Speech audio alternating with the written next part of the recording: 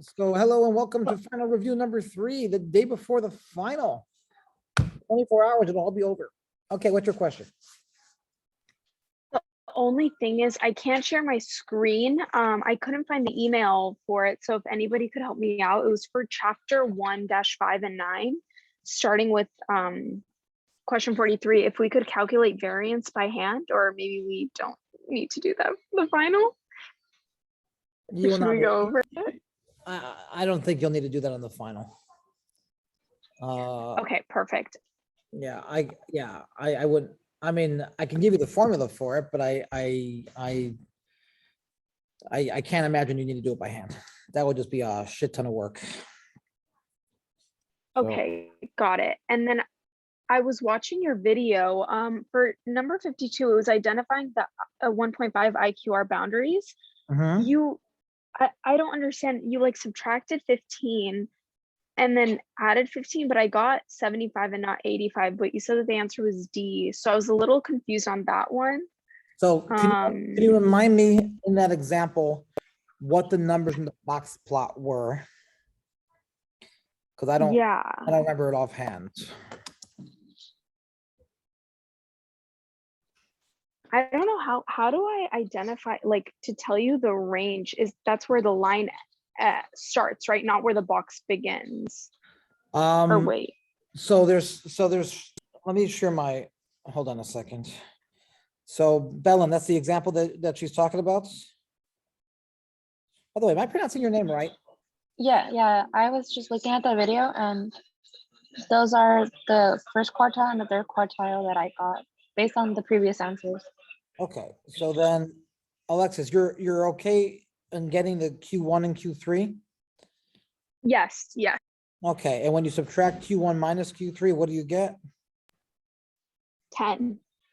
So 10 is the IQR, Q3 minus Q1 equals 10, which is the IQR, correct?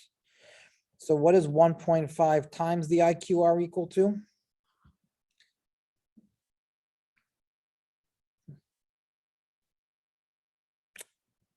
Hello, what's Isn't it like half? No, what's 1.5 times the IQR? If the IQR is 10, if I multiply that by 1.5, what do I get? Oh, 15. 15. So we do, as Belen said, we take Q3 and we add 15, and we take Q1 and we subtract 15. So Q3 got it. plus 15, Q3 was what, 70? So that takes us to 85, and Q1 minus 15, 60 is 45. So the cutoffs for what is deemed an outlier would be 45 to 85. Got it. Oh my God. Does that make sense? Yeah. Hopefully. Michael, I can't answer that question now. This is a review for everyone else. I have to focus. I understand. Okay. All right. Okay. Any other questions for things from previous, and then we'll continue, if not, on the review.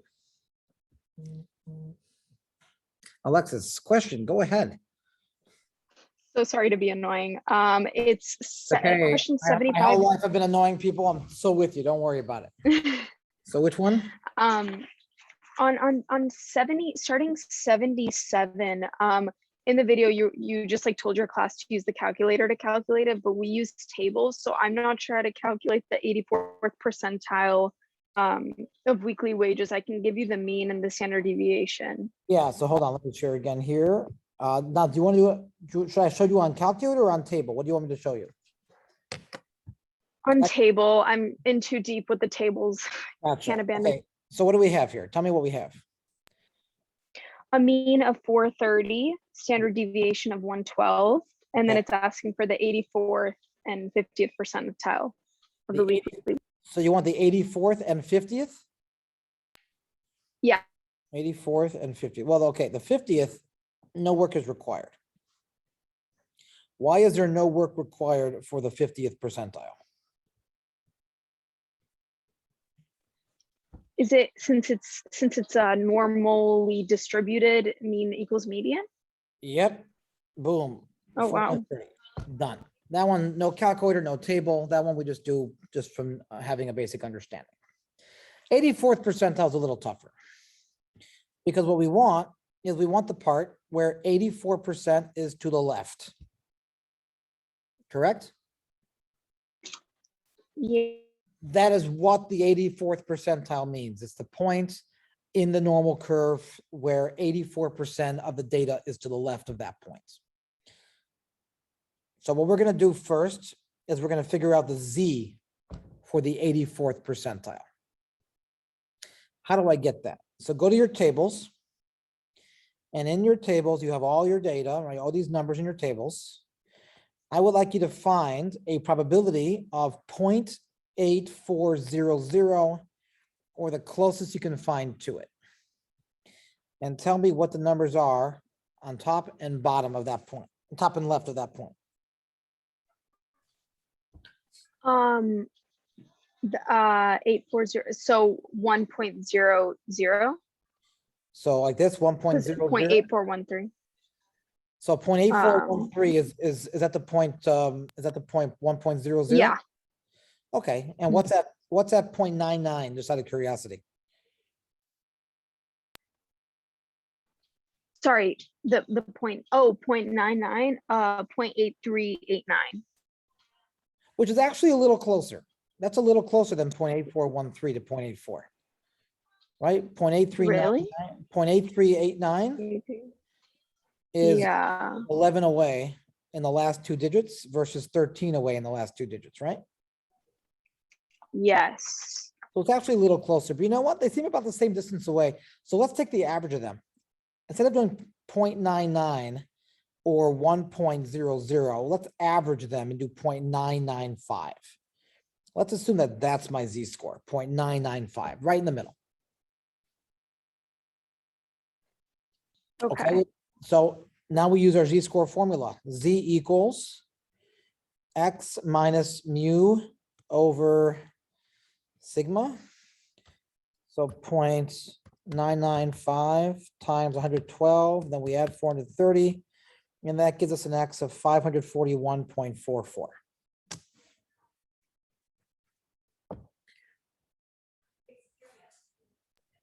Interesting. Okay. Thank you. Does that make sense?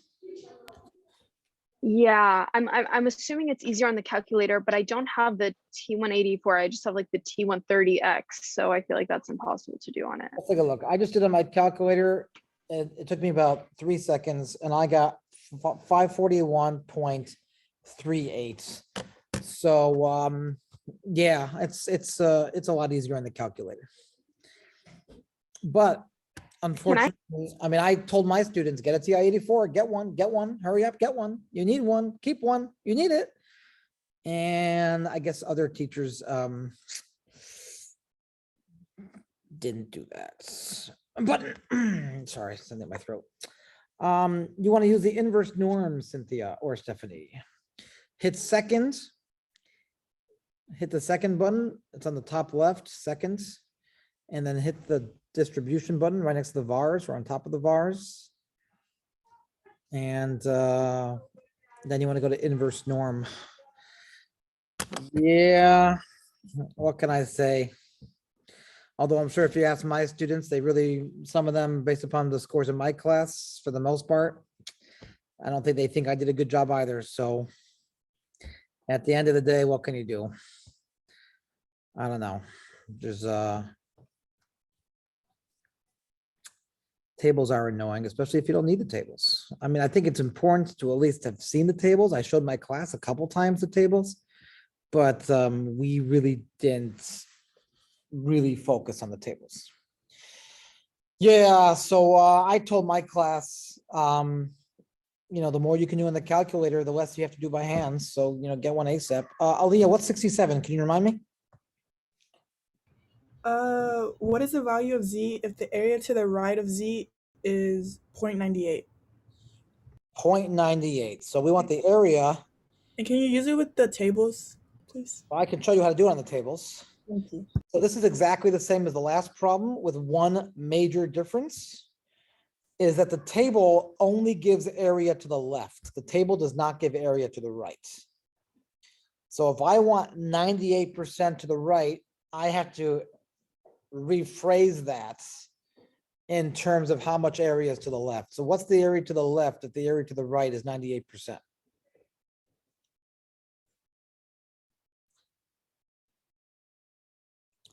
Two. 2%. So what we're looking for in the table, we go to our Z table and we find 0.0200 as a probability. And then we look for the numbers to the left of and on top, and that will actually, it's even easier than the previous problem because they don't want your actual data. This one is asking for the Z-score. So if you go to your table and you find 0.0200 or the closest you can find to it, then whatever numbers are on left or on above, that's your Z-score. It should be like negative 2 point something. I don't know, it should be around there. Is that negative 2.05? Yeah, I mean, I don't know by heart, but it certainly seems somewhere around that vicinity. I mean, we know that if you go 2 deviations in either direction, that's 95% of the data, which means 2.5% on each wing, and we want 2%, which is past -2. So -2, can you explain 96, please? Well, sure, what's 96? It's asking for, recall the relationship between the slope b of the line y equals a plus bx, and the correlation coefficient r is b equals r sy over sx, then the slope is. So And then I can give you. yeah, give me the info again. So it just gives us what, it doesn't say any numbers. Hold on, let me look up. It's saying the correlation coefficient between the number of TVs sets sold and the price is negative 0.977. Okay. Assume that the sample variance of X is 4 and the sample Y variance is 1. Right, so if SX squared is 4, SX is 2, SFI squared is 1, SY is 1. And then we just plug them in here. I remember this question. None of the answers are correct. Because if you plug all these numbers in, you don't get any of the answers on the left.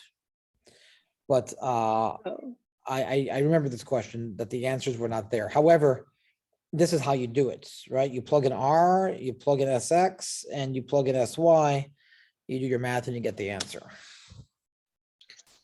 Okay, got it. Right? I mean, that much I can say. But the answers were wrong. None of them were correct. Make sense? Yes. Okay. What else we got before we move forward? Because we still want to finish that review from yesterday. I'm not sure how far we got. I think Bellen mentioned the number earlier. 19, left off a question 19. So as soon as there's no other questions from last time, we'll continue. I'll stop sharing. So if someone wants to share that, then we can do this.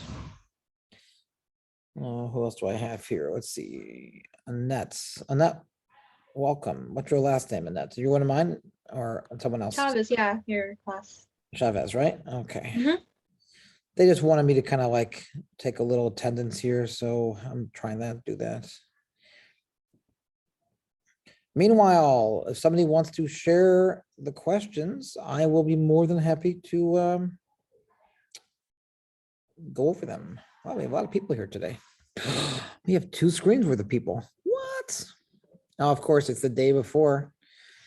Yeah. Could we that'll do a question from the homework or no? Not right now. I prefer to do the review, but if you want to wait till the end and there's still time, then I'll answer a specific homework. Of course. Okay. I can't get everyone here. There's too many people. All right. Yeah, Bella, if you want to share, that'd be wonderful. All right. So let's continue from where we were. Question number 19. All right. Oh, we did number 19. This was the one we left off. I remember this one. Okay. So let's continue. Number 19. So a survey of 250 lobster fishermen found that they catch an average of 32 pounds of lobster per day with a standard deviation of 4 pounds. If a random sample of 30 lobster fishermen is selected, what is the probability that their average catch is less than 31.5 pounds? So this is an interesting question because we're taking a sample of size 30 from a population of size 250. It's not the 250 that's our sample of every lobster fisherman in existence. Our 30 is a sample from the 250 lobster fishermen that we surveyed. That's a population for this question. It is confusing. It's not. Yeah, I agree. This is not the greatest phrased question, but we can only answer the one that's in front of us. So yes, so the question is A, B, C, or D. Let me do it on my calculator.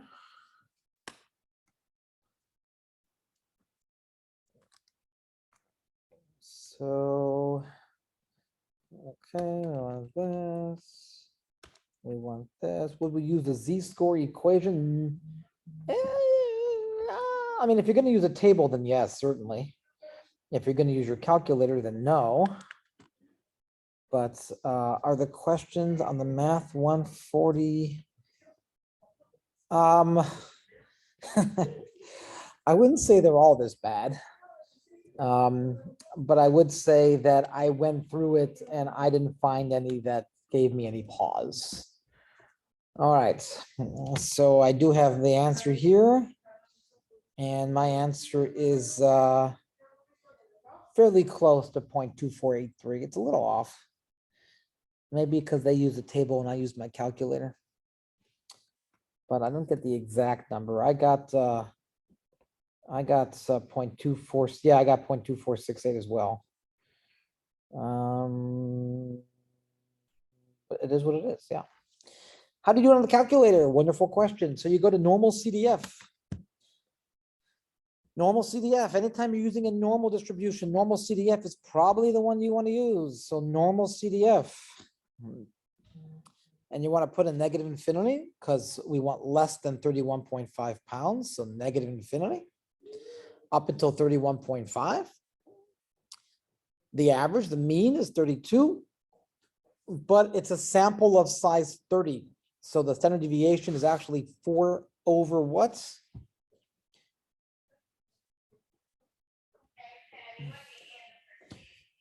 Four over, what do you do when you have a sample? Square root of 30. Yeah, square root of 30, exactly. And I did it on my calculator. I got 0.2468, not 0.2483. I'm guessing if you do it in the table, maybe that's why they give you 0.2483, but it's certainly ballpark 0.2483, so the answer will be A. If you do it by hands, then you would first want to compute the z-score. So 31.5 minus the mean, which is 32. And then we divide by 4 over square root of 30. And we get a z-score of negative 0.68 approximately. And then you go to the lower negative 9. Right. So Bellin, you said I got D 0.4483. How do you get that? I think I did it wrong, but for your X on the z-score equation, did you put 31.5 Yes. and minus 32 over 4? Not over 4. This is a sample. You're not taking into account that the sample has a certain size. So you don't divide by 4. You divide by what Cynthia just put in the chat. 4 over the square root of 30. Okay. Right? When you Okay, I have see. samples, when you have samples, it makes your standard deviation smaller, which makes your z-score bigger, which means you don't have to go as far to have the same area, which is why it's tightens it. All right, questions 20 through 21, refer to the following. A warehouse is filled with 15,000 pumpkins. Pumpkins. I like pumpkins. I like pumpkin pie. I'm not sure about pumpkins. Whose weights average 12 pounds with a standard deviation of 8 pounds. A random sample of 25 pumpkins is drawn from this warehouse for a Thanksgiving feast. Yeah, Thanksgiving. 20. In this problem, the 8 pounds is a parameter, B, she's already answering. So I got 3 A's. 3 A's. So this is very good, everyone. This is a parameter because it refers to the population. And if you refer to the population, that is a parameter. The only number here that refers to the sample is 25. But they didn't ask that. They asked for the 8. 21. What is the probability that the sample mean will be at least 10 pounds? At least 10 pounds.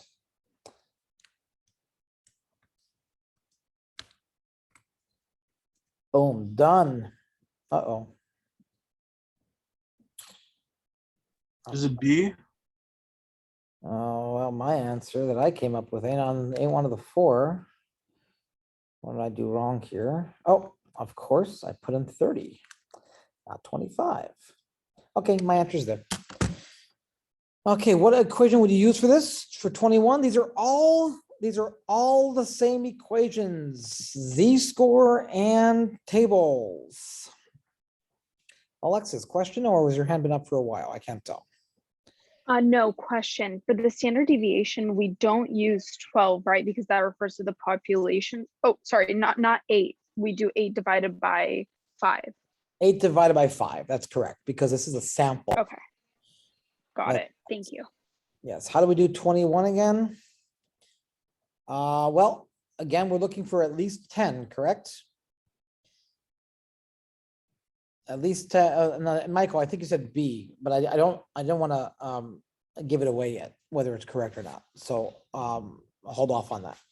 But that means we do normal CDF. You want to use the table, Bellin, or the calculator? Remind me again.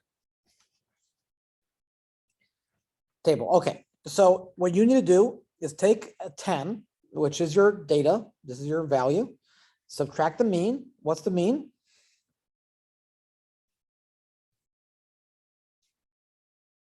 I think we have to It scroll. would be 32. Could we scroll up a little bit? We lost the information. Thank you. What do you get? 32? My bad. I was looking at the previous one. 12. 12, and then we divide by what? Would it be by 8? Again, it's not 8. 8 would only be the case if we did 1, but we have a sample of size 25. When you have a sample, you need to take the sample size into account. Oh, okay. So 8 over square root of 25. 8 over square root of 25. Now that will give you your z-score. Okay, Now, got it. Thank you. but wait, we're not done, because if you go to the table, Anthony, these are all different questions. There's like 2 finals online, and I already did 1, and this is the second one. So this is not for my class, for another class. These are just review questions. They're all the same. If you can do these, if you can do those, you'll be fine. Anyways, back to this question. When you go to the table and you plug in that z, it will give you the area to the left. But we want the area to the right because we want to be at least 10. So we got to do 1 minus that. So what is the answer? Cynthia had it, I believe. The answer is D. I got 0.8944 as the probability of being at least 10 pounds. And if you think But about, how do you, yeah, sorry. How did you know that you were trying to find the area to the right? because If it it's says saying at least means 10 or more, right? Oh, yes. That's to the right. How would it be done on the calculator? Normal CDF, 10 to infinity. All these questions are normal questions. I apologize. Where can I find the review sheet? It's in the 140. I don't know. I don't know where the sheets are. I don't, I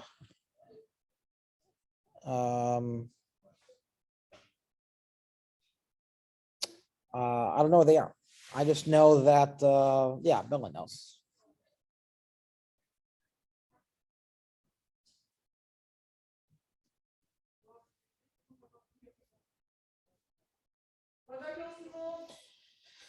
Anyway, so I got 0.8944. 10 to infinity, at least 10, that means 10 or more, with a mean of 12, and a deviation of 8/5. All right, 22 and 23, those are crossed out. I guess we don't have to do that. Since you subtract when looking for the left, you add when looking for the right. What do you mean when you subtract when looking for the left? No, if you're looking for the left, the answer from the table is your answer. The table gives the answer for the left. You don't do anything. That's the answer. You just read it. Hey, I have my answer. If you want the right, you got to do 1 minus what the table gives you. Those are the only two scenarios. Do nothing or do 1 minus it. Left, do nothing. Right, 1 minus it. Okay, Aaliyah? Okay. 27. No, 24. The precision of an interval estimate for a given confidence intervals. Someone said, let's do those tomorrow. So here we are. The precision of an interval estimate for a given confidence coefficient is indicated by the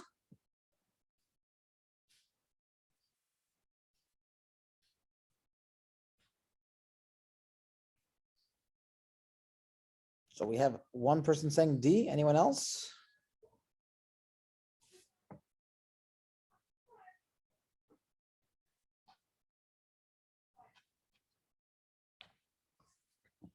Anyone?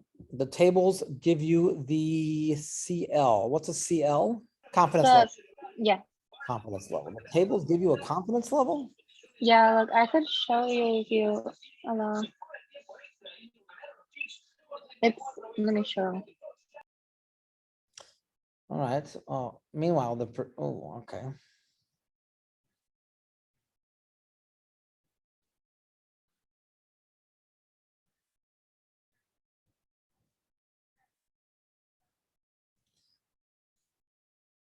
So right here, it says like the C and the star.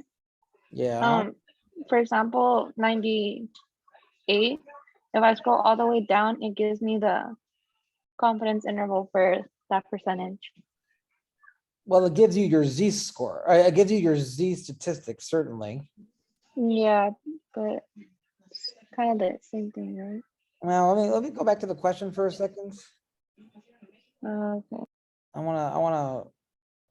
This is another one that's a little phrased weird. The precision of an interval estimate for a given confidence coefficient is indicated by the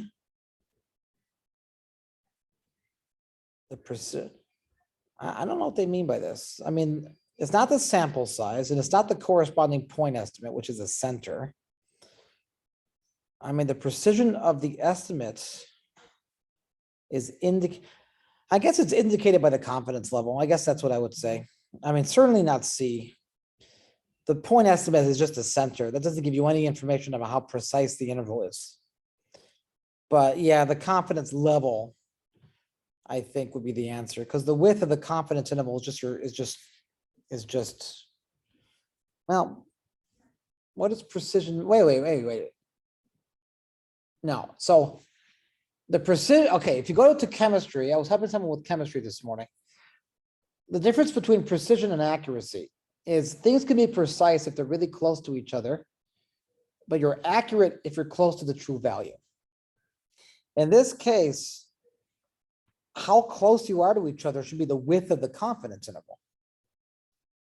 So I'm actually thinking of changing my answer to D on this one. It's phrased really weird. I don't like it. But I would have to say D, the width of the confidence interval should be how precise it is. The smaller the width, the more precise you are. The confidence level helps determine the width, but it's really the width that's the final answer. So I'm going with D for this one. What do the answers give? Yeah, it's It's D? Yeah, I'm going with D for this one. Because at the end of the day, the sample size matters, the standard deviation matters, the confidence level matters, but it's the width that really talks about. Oh, the width is really what is how precise it is. The smaller the width, the more precise your answer is. So I'm going with D. 25. A 95% confidence interval for a population mean is determined to be 100 to 120. Okay, done. We have our interval. If the confidence level is reduced to 90%, what will happen to the interval? Will it become narrower, wider? Will it not change? Or becomes 90 to 130? So we have a couple A's, we have 3 A's, 4 A's, 5 A's. Everyone's answering A. Is that peer pressure? Oh, we got a B. So the answer is in fact A. It's not C. That's correct. It's not C. And it's not D because we don't have numbers to really give us anything.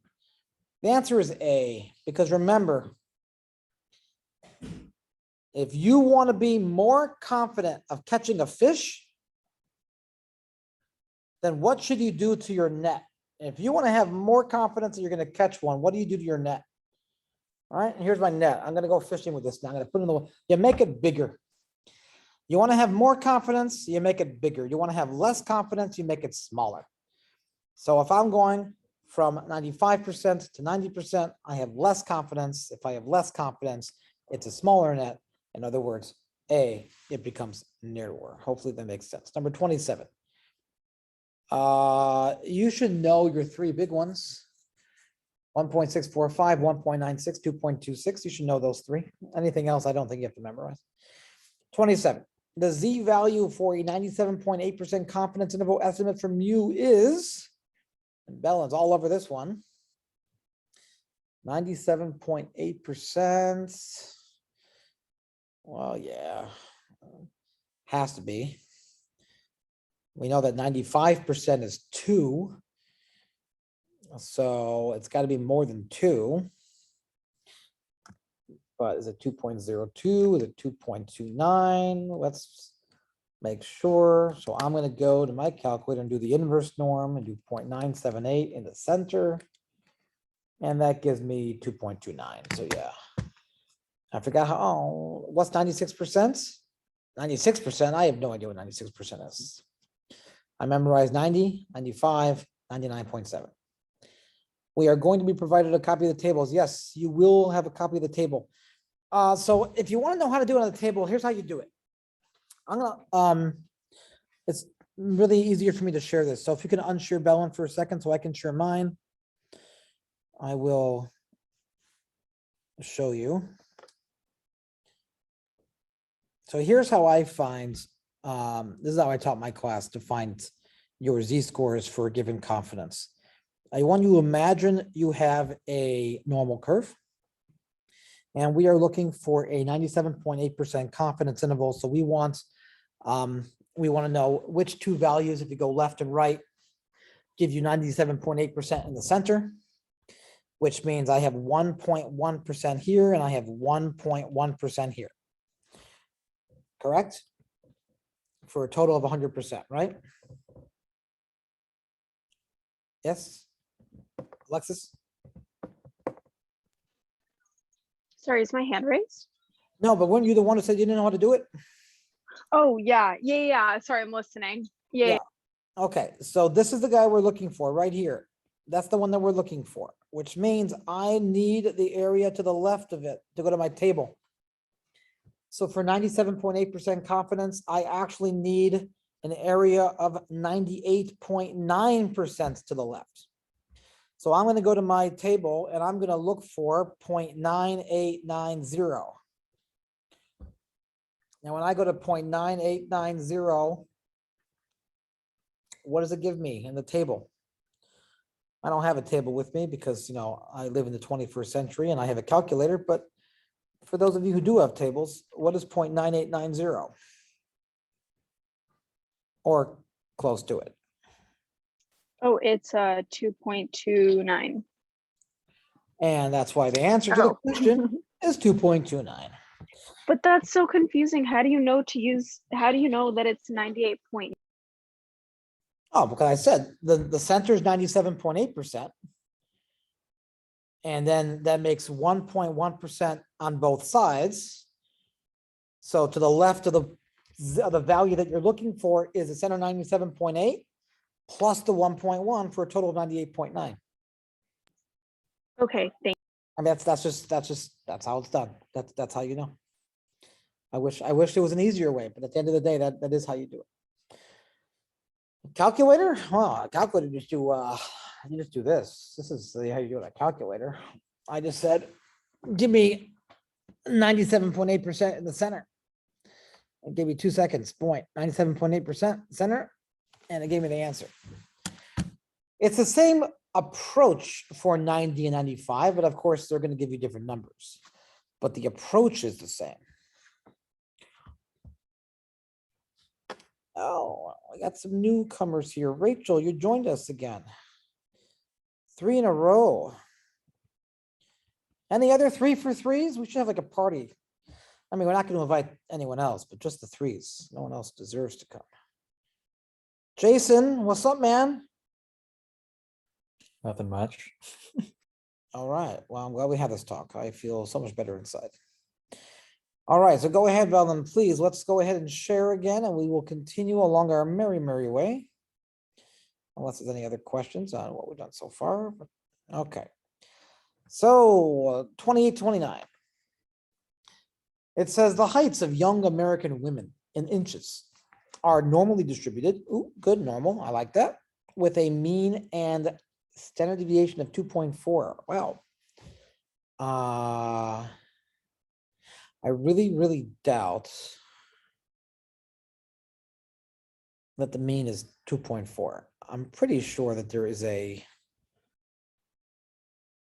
something missing here, but because the average height of young American women in inches is not 2.4 inches. So unless they mean really young, like babies, but even then it's not 2.4 inches. So I think there's a typo there. Let's keep going. I select a simple random sample of 4 young American women and measure their heights. The 4 heights in inches are 63, 69, 62, and 66. Based on these data, a 99% confidence interval for mu in inches is, now, when I look at these 4 answers, all of them are 65.00 plus or minus, which means that's what's missing in the original problem. A mean of 65.00 and a standard deviation of 2.4. So let's go ahead and, without calculators, how do you guys do stuff for T's without calculators? We have to do the standard deviation. How do you guys do that? Crunch it. Crunch it can suck it. Calculators are so much better. Crunch it. You're not gonna have crunch into the final. Man, that is not good. That is not good. So let's see. I have someone said C. I had someone say B. So how do we do it? I have my work here. The tests are so much nicer on calculators too. 99%. All right, I have mine. X bar plus or minus Z star standard deviation over the square root of n. That is not correct for the following reason, because this is not a Z situation, because we do not, never mind. We do know Z. I misread the question. My apologies. It is a Z interval. You are entirely correct with a sigma of 2.4. Okay, my apologies. So, okay. So I do get C. C is correct. The average of my sample is 65 and my Z star times sigma over the squared of n is in fact 3.09, 3.091, which gives me C. So Michael, you said B. What was your math?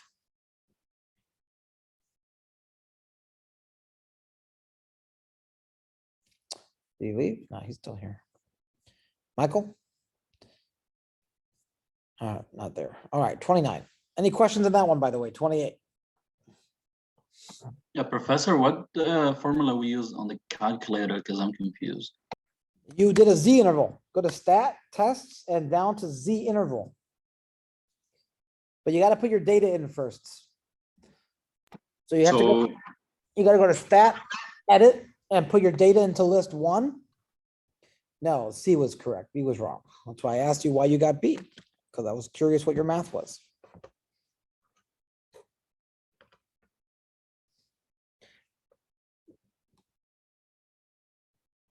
Not answering. Okay.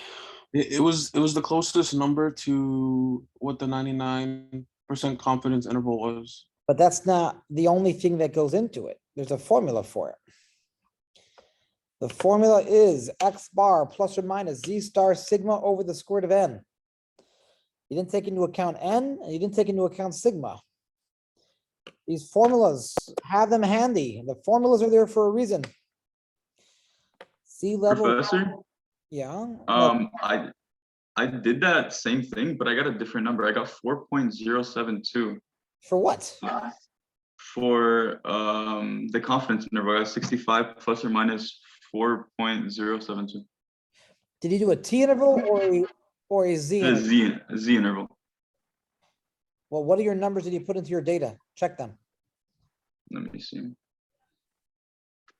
I put 63, 69, 62, and 66. And you, so go back to your Z interval Okay. and you're doing data, correct? Not stats? Oh, never mind. I did stats. Let me try. It gave me an error for data. Well, hold on a second. What do you have for your sigma data?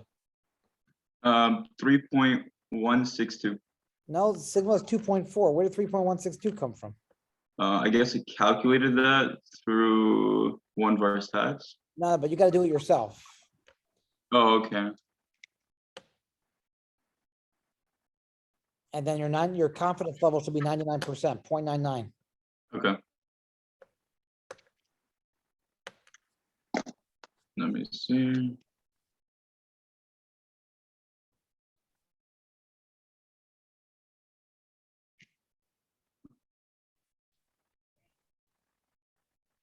Okay, yeah, I got it. Okay. Yeah, so Bellin's answering the question, how do you find X bar? It's just the average of the X's. You just add them and divide by how many you have. Question 29, if I wanted the margin of error for the 99% confidence interval to be plus or minus 1 inch, that's smaller than 3.09. What size sample should I use?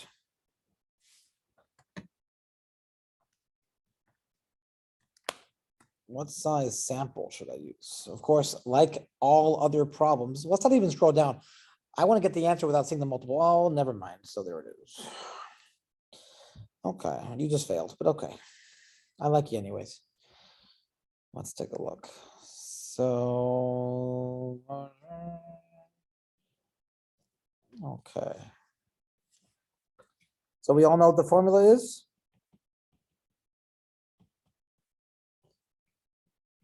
I hope so.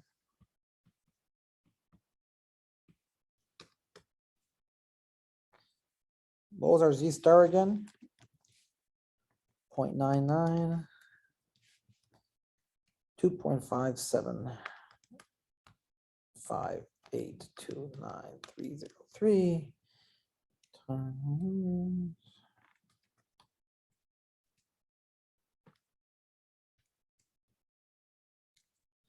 Okay.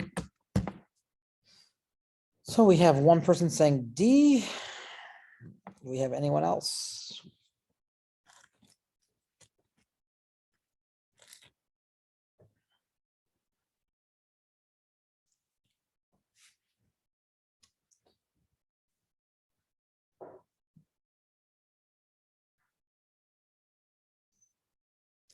two Ds. Anyone else?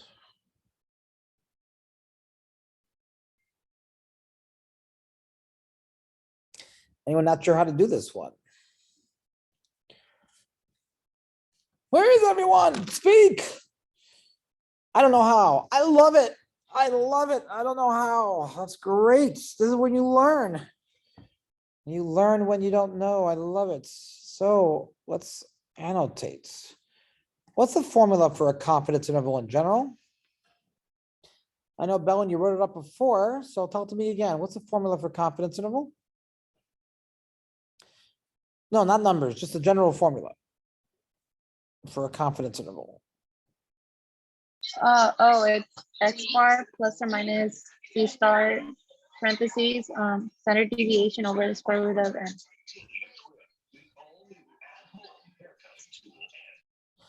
So this guy here, that's the margin of error. So M equals Z star sigma over the square root of n. So M is 1 inch. Z star is, as you say, 2.576. Sigma is just the 2.4. And then you just solve for n. When you do the math. Oh, so the C star and the standard deviation both go on the top? Yep. Z star sigma over the margin of error. Squared gets rid of the radical. So we do Z star sigma over M. We take that and we square it.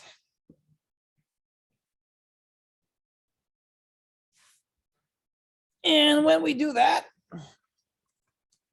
what do we get? What does our calculator give us?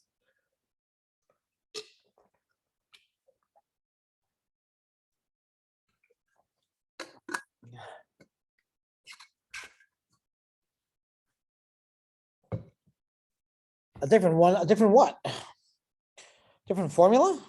It's because he never taught us like the marginal, like, well, the one that you have on your right, like the Z, the Z star times the standard deviation over n. Like, he just taught us the one within the confidence interval. What do you mean the one within the comp? What? What do you mean? Well, the one next to the X bar plus or minus, like we only knew that was for to calculate margin of error. Well, you never rearrange it to get n by itself? No. For shame. For shame. Well, when you do it, I get 38.2 on my calculator. Approximately. And 38.2 rounds up to 39. I wouldn't say rounds. Rounds is not really the best word. It doesn't round up to 39. Anything more than 38.2 is acceptable. Anything less than 38.2 is unacceptable. So the first and lowest acceptable value is 39. That's why we go up to 39. All right, so let's, if there's no questions, let's scroll down to the next set. The manager of grocery store. We have a severe indefinite article hatred going on, whoever wrote this thing, it's apparently. But the manager of a grocery store has taken a random sample of 100 customers. The average length it took these 100 customers to check out was 3.0 minutes. It is known that the standard deviation of the checkout time for all customers who shop at this grocery store is 1 minute. The standard deviation of the sample mean equals what? A, B, C, or D? A as in apple pie, B as in banana cream pie, C as in custard pie, or D as in, damn if I know, D as in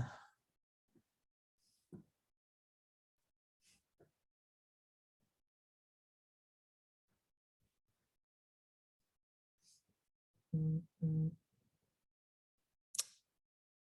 need some help here, guys. D is in what?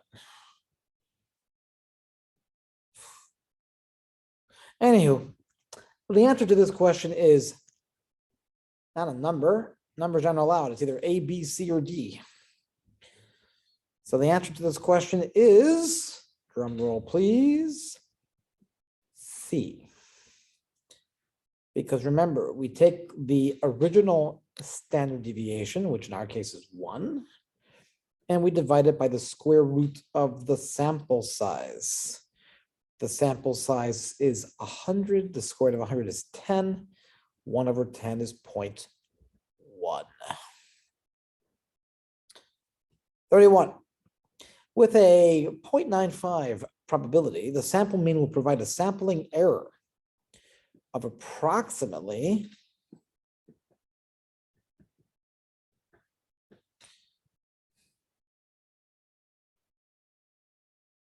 A, B, C, or D.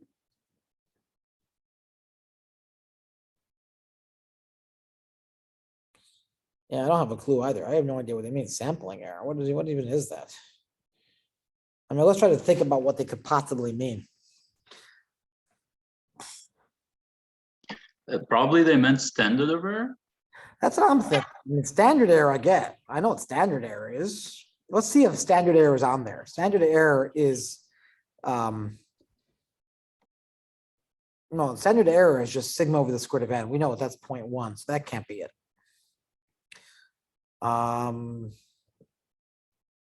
Sampling error. I calculated the margin of error and I got D, but I wasn't sure about that one either because of sampling error. Or maybe that's what they meant. Maybe they went sampling error instead of margin of error. Maybe that's what they meant. Maybe. So what do you get? You got B 1.96, D, D 0.196. yeah. Yeah, I mean Z star sigma over the square root of n. So just take your 1.96 and multiply it by 0.1. Yeah, that seems reasonable. I wouldn't call it sampling error. I don't like changing the terms that you've been using for the entire course. If it was marginal error, margin of error, that's fine with this. But yeah, again, when I read through the test, I didn't come across, and by the way, I read 140 business and 140 science. There was not a single question that I read that was like, what are they talking about? So the terminology, the phrasing is stuff that you should be familiar with. But if they did mean margin of error, then the answer would be D 0.196. 32, the 95%, I was gonna ask how to solve this by hand, but should we not worry about this? Well, if they said margin of error, then you should know how to do that. And the thinking here is that that's what they meant. Margin of error, as I wrote on the board a few minutes ago, I wrote on the page, was Z star sigma over the square root of n. Z star is 1.96, sigma is 10. There's 1, and the square root of n is 10, so you get 0.196. You can do that by hand in case they ask margin of error. And they might have, I don't know, I don't even remember. Because if I came across the words margin of error, I wouldn't have batted an eye. It's something you should be able to do. Sorry, 30 you're saying 0.196, right? Or 1.96? 0.196. 0.196. Thank you. Oh, no problem. So the 95% confidence interval for the true average checkout time is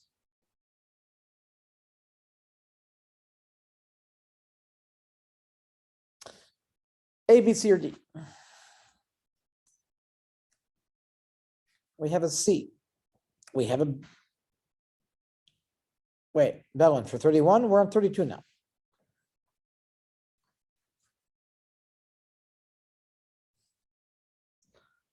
Right? So I got a C for 32. What else we got?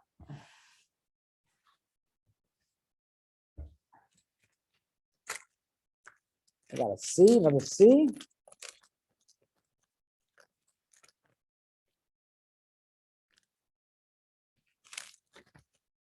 2 C's, 3 C's.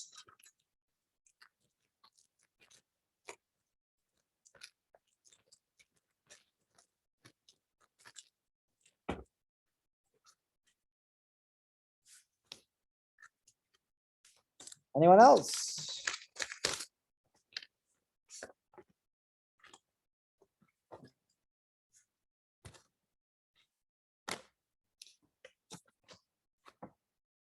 Well, first of all, sorry to burst your bubbles, but it's not C for 32.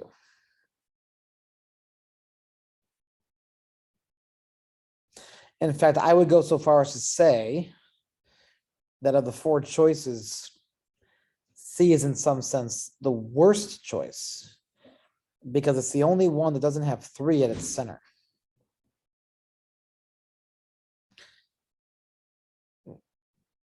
Oh, the wrong problem.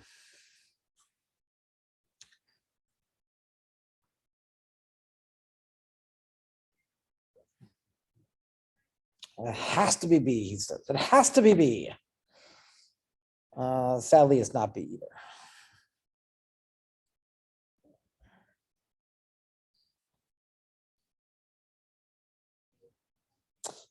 That's not A.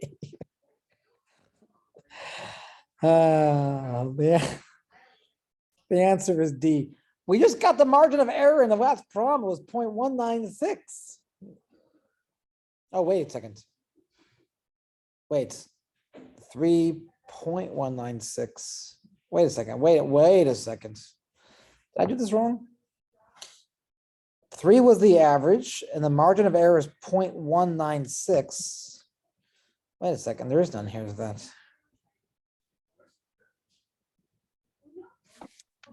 Professor, I think this question was just written wrong. Yeah. I don't think there's the right answer here. I don't think so either, because yeah, as you were saying it, I kept saying, no, that's wrong, no, that's wrong, no, that's wrong, and I wasn't even looking. Yeah, so that's what I get, Cynthia.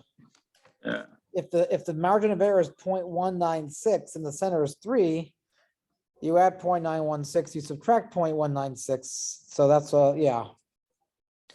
So yeah, I agree. This is another badly written question. So Michael, you were right. The answer was E, none of the above. Unless, of course, you meant E, all of the above, which is even worse. But the answer was that. Okay, let's go down. 33.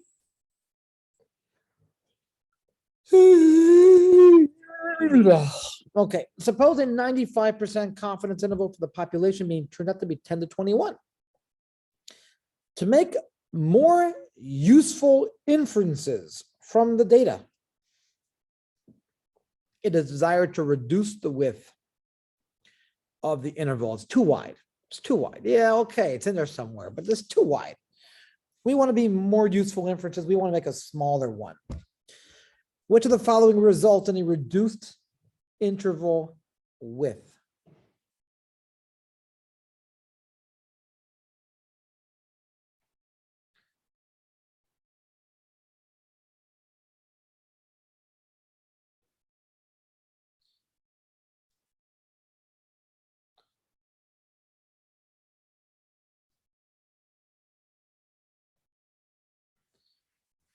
Everyone's saying B. No, we're on 33 now.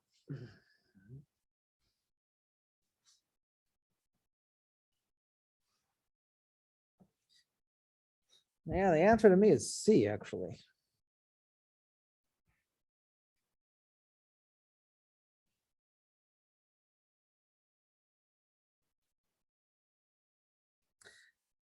You can increase the sample size. That will make the width smaller. But, well, thank you, Luis. I feel better now. But you can also decrease the confidence level. And 34, we're not on 34 yet. We're still on 33. So you can increase the sample size. You can also decrease the confidence level. Now, that being said,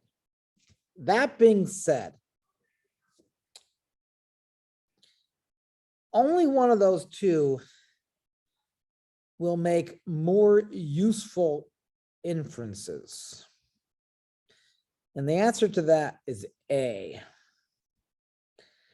Because if you no, if you increase the sample size, it's remember, your margin of error has n in the denominator. If you increase n, you make your denominator bigger, you make your fraction, your margin of error smaller. Right? What's the whole point of making a bigger sample size? To hone in on the true value. The bigger the sample size, the smaller the interval. Right? Cynthia? Cynthia? Yeah. However, while both of those, A and B, would decrease the width, only A is a more useful way of decreasing the width. Because what's the point of decreasing the width if you also decrease your confidence that you caught it? Yeah, it's a small interval, but are you certain you got it? Not really. Then why make it smaller? Hey, I made it really small, but I only have a 10% chance that I got it. Well, how's that useful? So look at this underlying words, make more useful inferences. It's just the end of the question is bad. It says, which of the following will result in a reduced interval width? The answer to that question is C. Because both A and B do it, but only A is more useful. So what's the answer? Do they have A or C? They have A, good. That is the only useful way of reducing the interval width. It's not the only way of reducing it, but it's the only useful way. Does that make sense, everyone?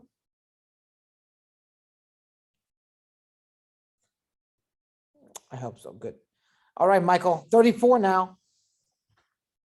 The width of a confidence interval estimate of the population mean becomes wider when the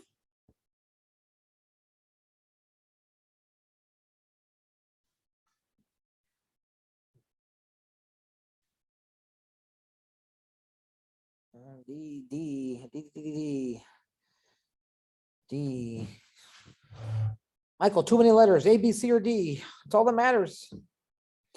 A, B, C, or D. I'm still waiting for a food, a pie that begins with the letters D, by the way, everyone. We got apple pie, banana cream pie. We got custard pie. I can't think of anything with D. I'm still waiting. But the answer to 34 is D, all of the above. Every one of them will make it. What the hell is Dutch cream? That's not a real thing. You made that up. You can just make something up. That doesn't work that way. I can see right through you. Dutch cream pie. Is that a real thing, everyone? Anyone ever heard of that? See, no one's saying yes. That means it's not. You are a liar, sir. Question 35. A proponent of private aid to assist those who are suffering from hunger has decided to take a random sample to estimate the, well, I can't argue with that. Dutch sugar cream pie.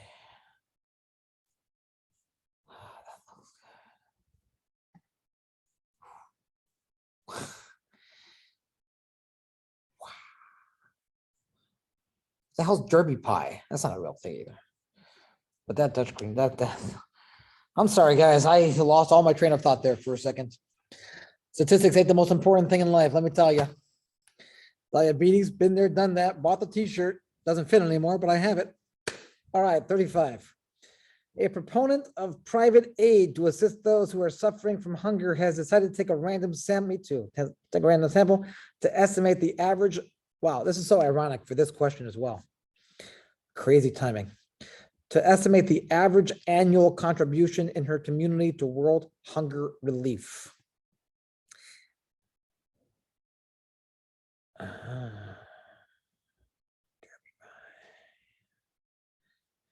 have to write this stuff down. I got to take my own notes here. A similar study in a comparable community reported the standard deviation of giving as $15. Our proponent believes that her estimate, X bar, should be within $3 of the true average, and with 98% confidence. Determine the appropriate sample size. Okay, let's do that. I'll give you guys a couple seconds while I do it here.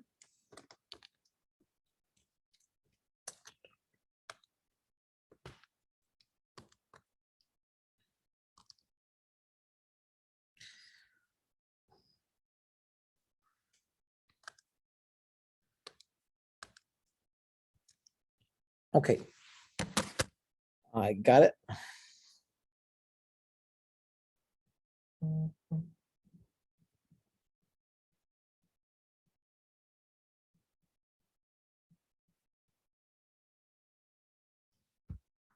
What do we got? A, B, C, or D?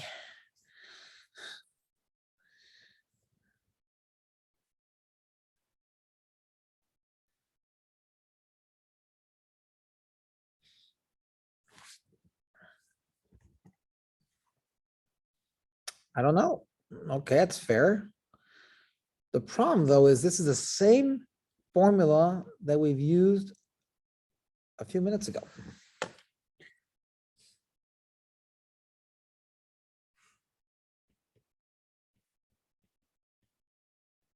We are looking for the sample size, and we have a formula that gives it to us.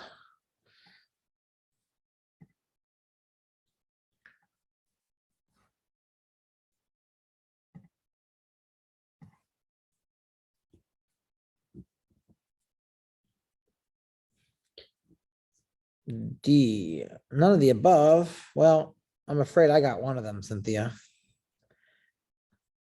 What was 34? 34 was D. D is in Dutch pie.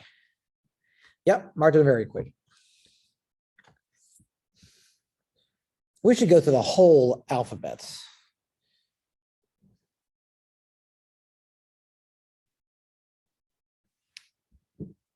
And make a pie for every letter.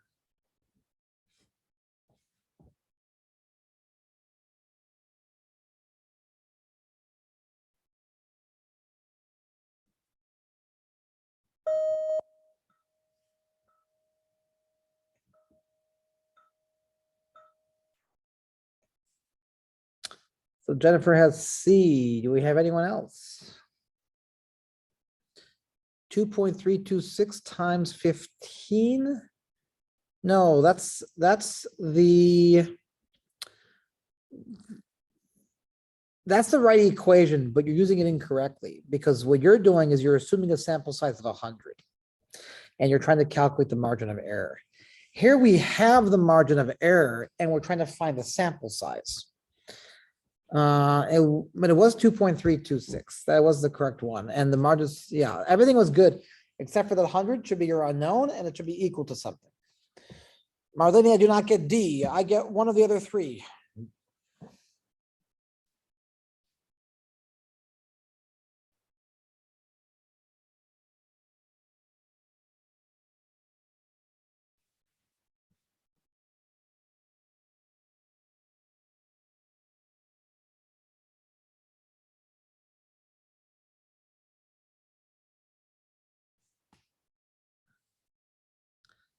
Come on, everyone. This is for your benefit, not mine. Let's see your answers. If you're not sure how to do it, that's totally fine, but let's do something. I got 34.785 excluding the 100. Okay, I got a couple C's there. So the answer is in fact C. And I am going to, so the formula here is the margin of error.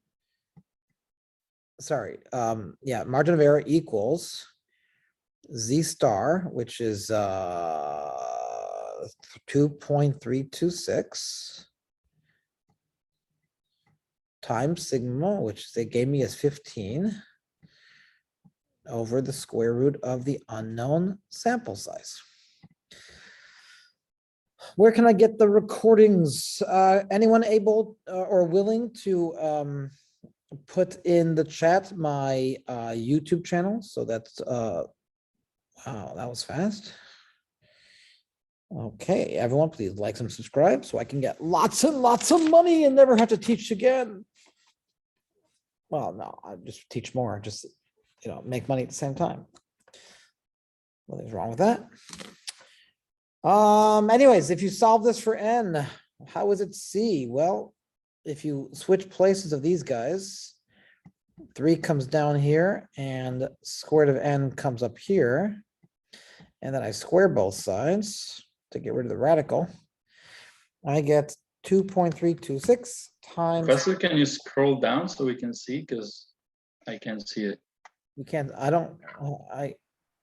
Or whomever is controlling, if they can please scroll down, that would be great. what do you see right now? You don't see the same thing I do? No, I see like your equation, but it's cut in half. Could someone please, you sure your screen is not centered? Because I'm not in control, but I see the whole thing. Is it possible that maybe your formatting is off or something? No, it's good. I don't know why I can't see it. I'm not sure, but I'm not showing it. I can see it, but if you want to raise it up a little bit, whoever's in, I think Bellin's in control. But I can see everything. Never mind then, just don't worry about it. No, I'm asking her. Bellin, can you raise it up a little bit so we can see? Oh, I can't. Oh, it's not her, it's mine. I can't even move it. How do I don't know how I move it. Can I? I think I have the same issue. It's just the Zoom's like full screen, so if you like make it a partial screen, you get to see it all. I think that might be his issue.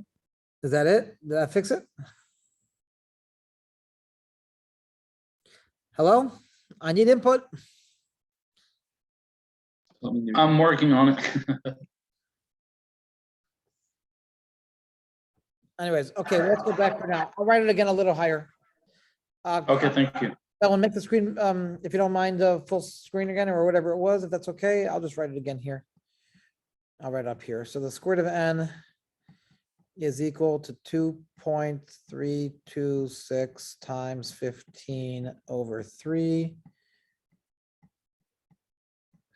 which we then square to get n by itself. We've used this equation a couple times today. Right?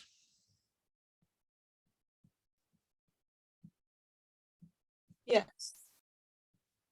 Okay. Got it. All right, let's scroll down.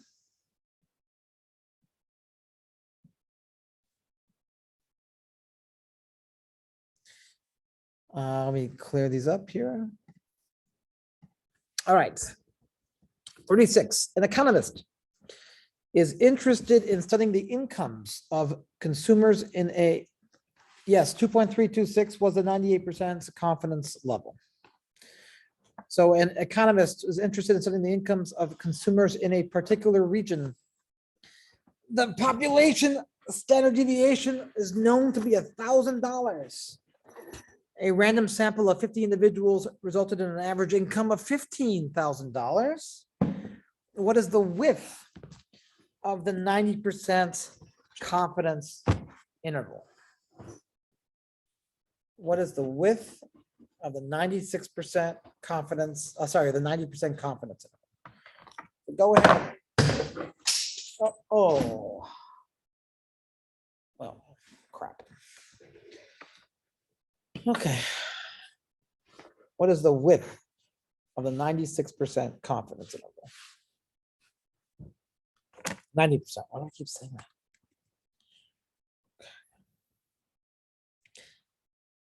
If I was actually sitting down to solve a problem, the first thing I would do is I would write down what I have. So first sentence, no information. Next sentence, sigma equals 1,000. N equals 50. X bar equals $15,000 or 15,000. Confidence level, 90%. And we're looking for the width. So I write down 4 pieces of information. And then I say, okay, here's what I have. How do I use what I have to figure out the width? Do I have enough information? I have X bar, I have sigma, I have N, and I have the confidence level. Is that enough to figure out the width? So I'm looking for confidence interval, and I have my population standard deviation. So yes, I'm gonna go right to a Z interval on my calculator, or by hand for you buttoners. I call you buttoners. I just made up that word. Sorry, do we have to do 1,000 divided by the square root of 50? Or is this one of the situations that we don't, because it's not asking for a sample? but this is a sample. It's a Oh, wait, yeah. sample of size 50. Okay, so we do convert it. So we do convert it, yes. Now I didn't have to because I used my calculator to get it. And on my calculator, it gave me that. So when if I take those two numbers and I subtract, I get that, which is right there. Okay. So A, B, C, or D. I got a C, I got a C, I got a C with a question mark. I never know how to react to a C with a question mark. It's like, C? Feels like you're not certain. What would be X bar? X bar is your sample average. What is my sample average in this case? They literally say the word your average is, or words in this case. Oh, C. So what do I get? The sample is 15,000. So my answer is in fact, as everyone who answered said, C. C is correct. Uh-oh, someone said A. Oh, I know why you said A. Ah, you fell for a classic trap. You fell for going one way, but they want the entire width. The entire width goes both ways. Ah, yes, classic. How would I plug into a calculator? I would go to stats, test, and I would do a Z interval. What would I do? You would double your answer, Ellen, because you only got half of the width. If you double your answer, you get the entire width. And that's really the worst thing you can get wrong. I'll tell you why, because there's two things you can get wrong. Something that you don't know how to answer and something that you do know how to answer. And if you don't know how to answer it, then okay, you get it wrong. That's just what you expect. Yeah, 233 is the margin of error. That's right. But if you know how to do something correctly and you get it wrong, that's just giving away free points, right? So we want to try to make sure to read question carefully. So you got to take your margin of error, your confidence interval, and you take your two endpoints and you subtract them from each other. If you subtract them, that calculates how far apart they are, which is your width of your confidence interval. So if it asks like for not the entire thing, then A would be correct. If they wanted the margin of error, A would be correct. Okay. How do you focus with all that racket in the background there?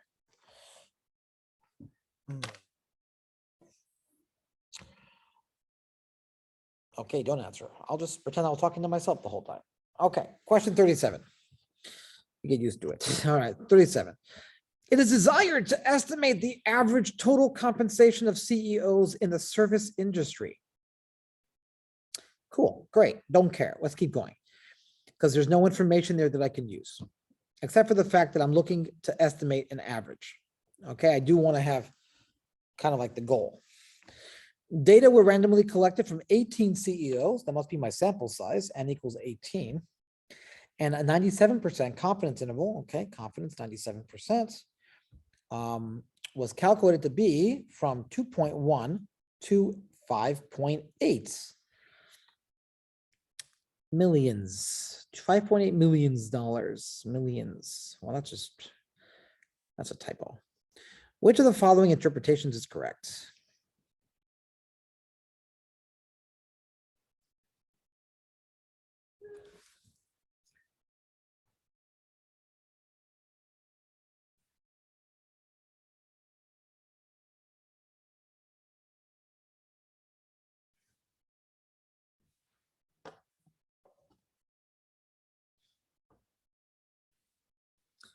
So we got a couple Ds, we got some Bs in there. I'm thinking Dutch pie is now better than banana cream pie in everyone's minds. Maybe that's why they're saying D so much. I'm not sure.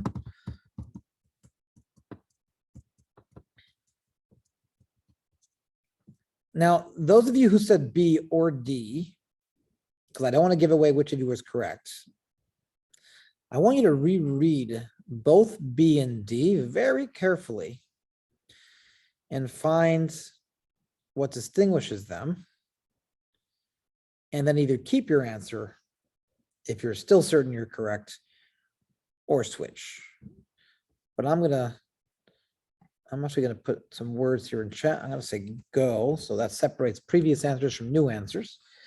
And I want to try again for this problem. I want you to pick the number, the letter A, B, C, or D that you think is correct, and we're gonna ignore all the letters that came before it. Even if it turns out you were right, I'm just gonna ignore them.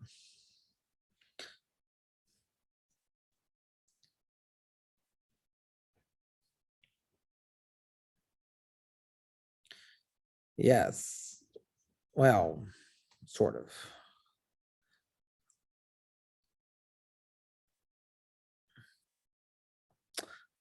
So the answer is D. D is in Dutch pie. Because let's read B. We are 97% confident that the mean of the sampled CEOs falls in the interval 2.1 to 5.8. I promise you that the mean of the sampled CEOs falls between 2.1 and 5.8, because the mean of the sample always is at the center of my interval. There's no question about where the mean of the sampled CEOs falls. The mean of the sample is always the center. But why are we taking the confidence interval? Because we want to infer something about the population, all CEOs. So we claim, looking at D, we're 97% confident that the average total compensation of all CEOs falls between 2.1 and 5.8. I know exactly, by the way, where the sample mean falls. It's 4.95. Exactly. Does that make sense, the difference?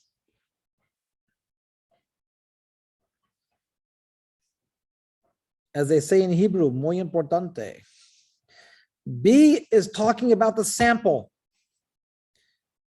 B is the sample. I don't have any doubt where the average of my sample is. I have everything about my sample. Every aspect of my sample I know because it's my sample. Why do we take the sample? We take the sample because we're curious about the actual true value for the population. I want to have a certain confidence that the true value, whatever it is between here and here. I don't need to have confidence in my sample. I know my sample. So it's always about the population, never about the sample. Hopefully you got that. Because I don't know any other way of really saying it. But again, I don't have to question about my sample. My entire sample's in front of me. I know everything. I know the biggest, I know the smallest. I know every aspect of my sample. Everything about my sample I know for a fact. I'm curious about the population. 38. A sample of 100 college students yields a mean annual income of $3,500. Assuming that sigma, geez, jumping ahead there. I didn't even finish. Do you know what happens in Jeopardy if you say the answer before the question? I don't even have to finish. I can't even finish the question, but of course here you can read it. So like, that's the point. Anyways, assuming that What sigma, happens in Jeopardy when that happens? he will immediately stop reading the question, and you are forced to answer it up until the point where he was speaking. So if he says like, what is the, or it won't be a question, he'll say like, the river in France that he just stops and you have to answer it. So anyways, the answer to that, by the way, is the sign. But anyways, a sample of 100 college students yields a mean annual income of $3,500. Assuming that sigma equals $500, find the margin of error in estimating mu at the 95% level of confidence.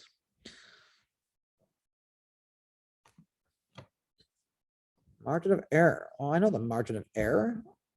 I have a formula for that.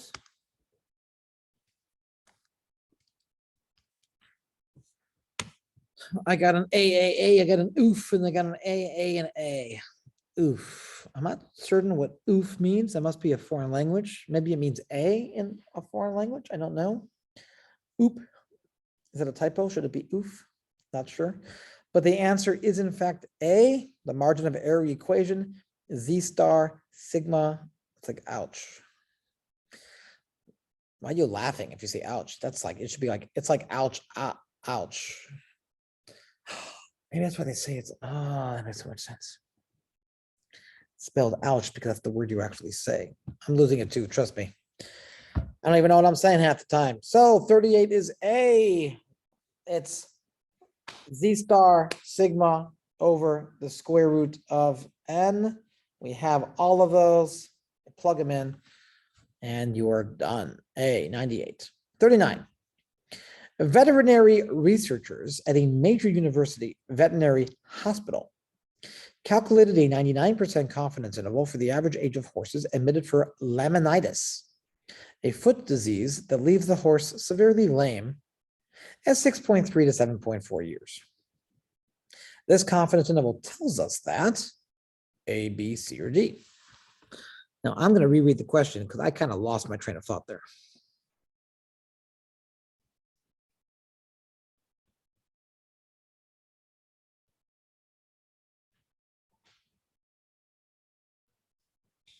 Okay.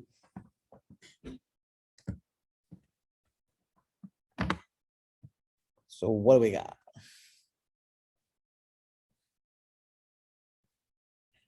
Got a few D's there.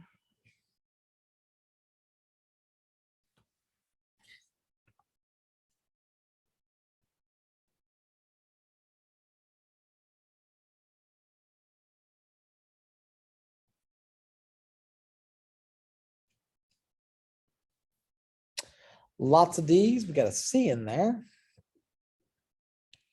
But almost everyone was D. D is correct. All of them are right. 6.3 to 7.4. That is a difference of 1.1. Half of that is 0.55. So the margin of error is 0.55. 99% confidence. So the critical value is Z equals 2.576. Once those two are correct, then the only option is that all of them are correct because we don't have two of the three. And then the third one is the confidence coefficient is 99%. I gotta be honest, I never really spoke about confidence coefficient in my class, but apparently a 99% confidence interval gets a 99% confidence coefficient. Professor, can you explain again how we got the margin of error? What's the entire width of my confidence interval? 6.3 to 7.4. So what's the width of my confidence interval? 6.3 to 7, but you're just giving me the endpoints. What's the width? So you just subtract them, 7 point, so 1.1. Okay, so what's half of it? Oh, I got it. That's the margin So of error. half of the width is the margin of error as well. Okay. That's the width of the margin of error. All right, and we know for 99%, the critical value is 2.576, at least approximately. And if it's a 99% confidence interval, I guess it's a 99% confidence coefficient. So Cynthia, you say 1.5. 1.5? That's a new number. That's like an imaginary number, like 11 or something. What's 1.5?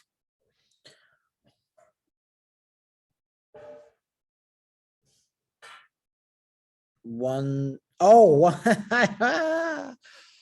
1.1 divided by 2. That makes so much more sense. It's embarrassing. All right, question 40.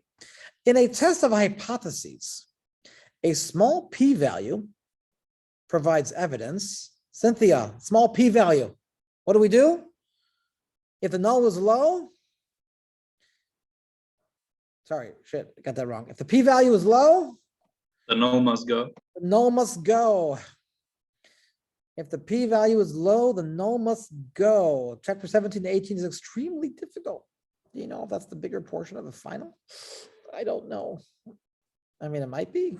I don't really pay attention to which questions came from where. I would assume it's hypothesis testing is basically the culmination of the course. It's like everything we do is getting to the point where we can say, how do I test a hypothesis? How do I come to a conclusion? How do I reject or not reject something?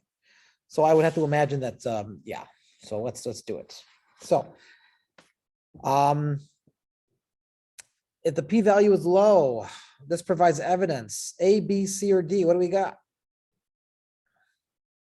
I got a C. I got 3 A's. What else we got?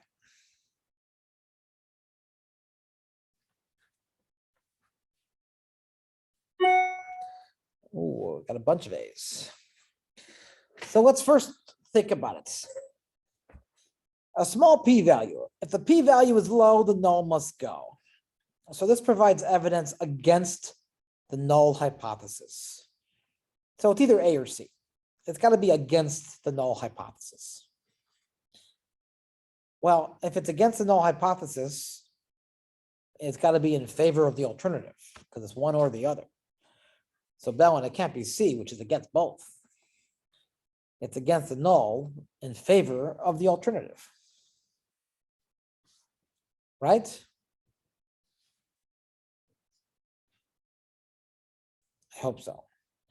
Silence suddenly. But assuming you're still there, 41. Which of the following is known for the p-value? If a hypothesis test is significant, which of the following? Oh, you got to scroll down. I think this is a. We got to look at these. Which of the following is known for the p-value if a hypothesis test is significant at level alpha equals 0.05? A, B, C, or D?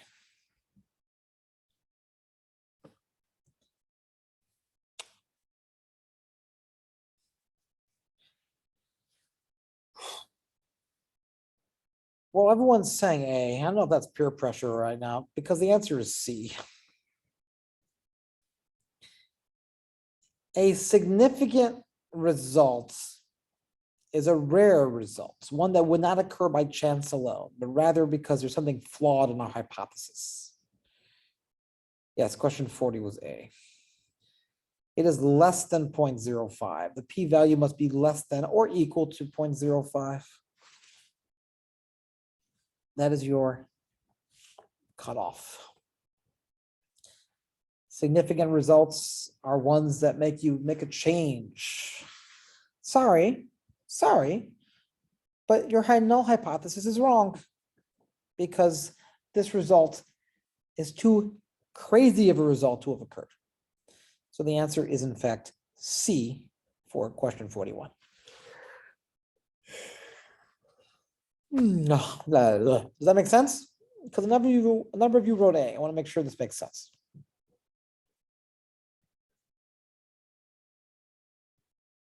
C. That's Spanish. If any of you need help translating that, let me know. Question 42. A p-value is always computed assuming that A, B, C, or D.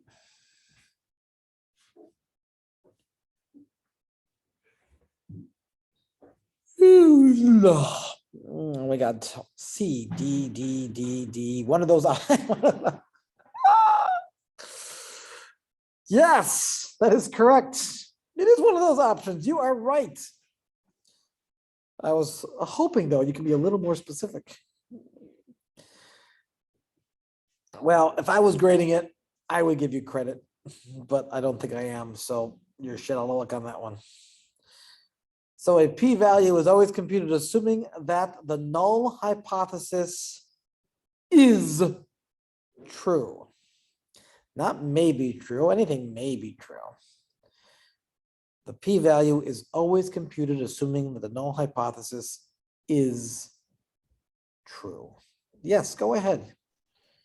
How Can polite. you, this is a random question, but can you like give us random facts about the hypothesis test, like about the p-value and like the little tips and tricks Little tips and that tricks. could, Here's my little tips and tricks. If the p-value is low, Cynthia, the p-value is low, the null must go. If the p-value is high,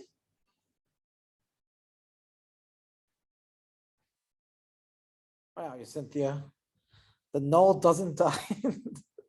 That works. The null shall not die. Give yourself a high five. Go eat some pie. I mean, you should do that no matter what. But here's the idea of hypothesis tests. Reach for the sky. Raise the roof. Okay, Alexis, here it is. Ready? This is the idea behind hypothesis tests. Okay. You come into a situation and someone says, hey, this is equal to that. The mean is this. The proportion is this. This is the value. And you're like, oh, sorry, buddy. I have major doubts as to what your claim is. I think it's less than that. I think it's more than that. Maybe I think it's just not equal to that, but I am doubting what you're saying. I cannot believe that. So I'm going to test to see whether or not you're correct or whether I'm correct. How do I make a test? I take a sample. I evaluate something from the sample, and then I use what I get to what I expect to get if you were really correct. And if I'm pretty close, I'm like, okay, maybe you were right after all. Sorry, my bad. But if I'm way off from what you're claiming the value should be, I got to start questioning whether you're correct or not. If you say the coin is fair and I flip it 1,000,000 times and I get a heads every single time, is it possible that that happened? Yeah, it's possible, but it's so unlikely of an occurrence. I gotta question your belief that it's a fair coin. Every hypothesis test is done the same way. You believe something, you assume it's true, you take your sample, you compute your value based upon the fact that the null hypothesis is true, and then you ask yourself, is this reasonable? This question, is this reasonable? That's your p-value. If you get a p-value that's very small, that means it's not reasonable and I reject the null hypothesis. Sorry, no, my p-value is low, the null must go. Whereas if the p-value is high, well, in that case, maybe you were right after all, so the null does not die. Does that make sense? yeah, Yes. so in other words, when the p-value is high, then the, so null hypothesis doesn't die is another word of saying that it's true. No, we never claim anything No. is true. We never claim anything is true. Ever in statistics, you never claim it's true. It's either I reject it or I do not reject it. Okay, it's like going to court. If someone goes to court, they say I murdered someone, so I go on trial. At the end of the trial, the guy comes out and says, Judge, here's our finding. What are the two possibilities? What do they say? Guilty or not Guilty, they don't say guilty or innocent, right?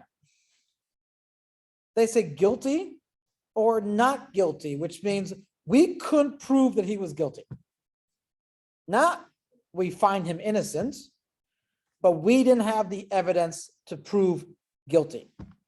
So if the p-value is high, we don't have the evidence to reject the null hypothesis. Maybe it's right, maybe it's wrong. I don't know. I just can't reject it. Sorry, you didn't make your case. But to say it's true, can't do it. Maybe the next guy will do a study and he'll be able to find the evidence that he needs. But I couldn't find the evidence. The null shall not die, or the null shall fly. I don't even remember what I said anymore. But the idea is we never, ever accept a hypothesis. We never say something is true or false. we either reject or we do not reject the null hypothesis in favor of the alternative. Does that make sense? Okay. I know I can't teach you, a month of hypothesis testing in 5 minutes, but that's the basic idea. There was like 5 different sayings we couldn't figure out. What sayings do you mean? In our lecture class, you couldn't decide which you liked best. There was like we settled on like 2 different sayings, I think, for the no must go and all that. So what do you settle on? I just settled on it shall not die because it sounded the funniest. And then I know you said something about reaching for the sky as well. For the sky. Yeah, I like having pi, but then again, you should always have pi. And now I've discovered some new pi's that I will be having. P-value is higher than alpha. We fail to reject. Do not reject. P-value is lower than alpha, lower than or equal to technically. Then we do reject the null hypothesis. So for question 42, a p-value is always computed assuming the null hypothesis is true. This is what you claim? Fine. If that's the case, let's see what I get. Oh, no, sorry. What I got doesn't jive with your claim, so I'm going to throw it out. You always work under the assumption of the null hypothesis.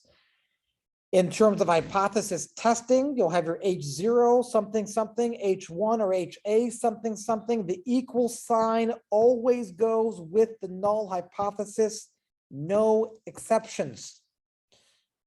Alexis, what's up? Sorry, Professor, is there a way, it might take this overtime, but can we try to finish the packet today so we have both packets done to review? Well, we'll see. We'll see. I just got a notice that my next appointment is running 15 minutes late, so I can go till about 4:15. I'll give you an extra 15 minutes. Okay. That's pretty much the best I can do. So 43, rejecting a true null hypothesis. That's a mistake, right? If it's true and you rejected it, you just made a mistake. Type B and okay, so for those of you who said B and C, can you specify whether it's type 1 or type 2?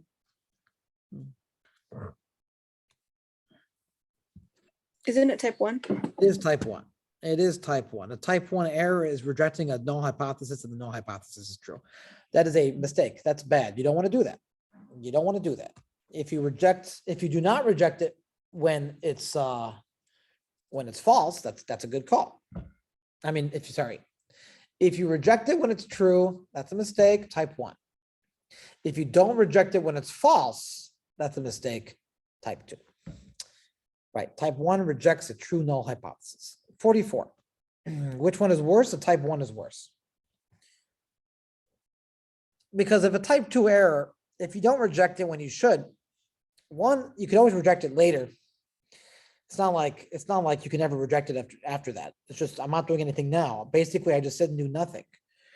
It's as if I didn't do the test. Whereas if you reject it when you shouldn't, you got to spend money. Maybe you got to retrain your staff. Maybe you got to recalibrate your equipment. Maybe you got to buy new equipment. You're making all these changes for no reason. That's worse. Type 1 errors are in general worse. I'm not saying there's not going to be exceptions for specific scenarios, but in general. 44. In formulating hypotheses, for a statistical test of significance, the null hypothesis is often referred to as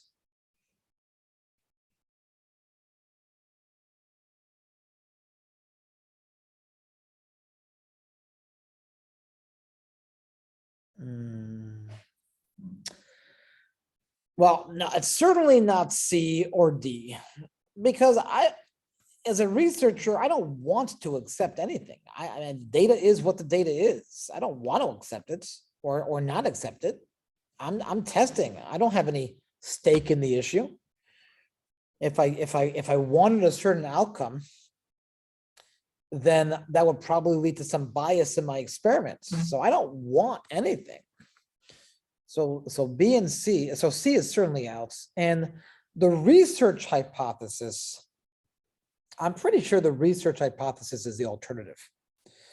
A is the no effect or no difference hypothesis. I'm pretty sure about that one. I'm gonna go with A. The statement of no effect or no difference. In other words, nothing's changed. Is that what they say? Do they say A or B? I'm pretty sure they say A. I hope they say A. That'll be really bad. Equal sign. I'm not sure what that means. 45. If a hypothesis is rejected at the 0.025 level of significance, it's A, B, C, or D.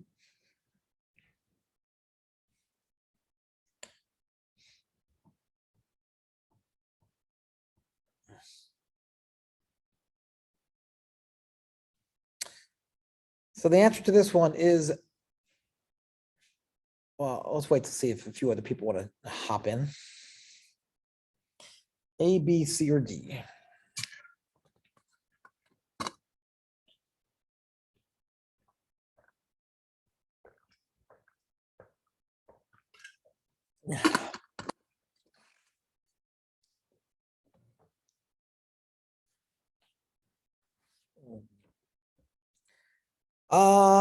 B and D are not the same thing.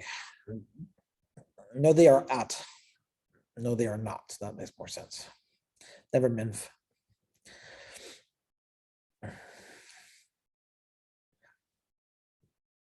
Never I can't even say that. So if a hypothesis is rejected at 0.025, that means the p-value is less than 0.025. Because remember, the p-value being less than the level of significance, if the p-value is low, the null must go. Well, if it's less than 0.025, it's certainly less than 0.1. So the answer is D. It must be rejected at the 0.1 level, because if it's smaller than 0.025, it's certainly smaller than 0.1. Agreed? I hope so. 46. A certain population follows a normal distribution with mean length, let's claim 100 because that's what it has in the next line, and a standard deviation of 22.1. You collect data on 10 members of the population and test the hypotheses. The null hypothesis is that the mu is actually equal to 100 versus the alternative where mu is greater than 100. Professor, I want to go back real quick to 45. So it's saying if a hypothesis is rejected at the 0.025, so if we multiply that by 100, is that 2.5%? Okay. Right? Which is under 5%. Okay. So B, it's saying it's rejected at 0.01, which is 1%. Okay. But D is 10. Isn't it 10 bigger than 5? Like, is that, you remember? Like when he told us if it's under 5%.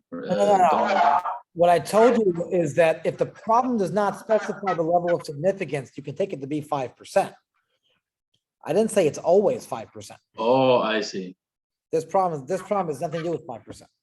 So because it specifies now, we chose D. Well, Yeah, I get it. 46. Thank you. Sure. So mu is 100 versus mu not greater than 100. And I obtain a p-value of 0.025. Which of the following is true at the 5% significance level?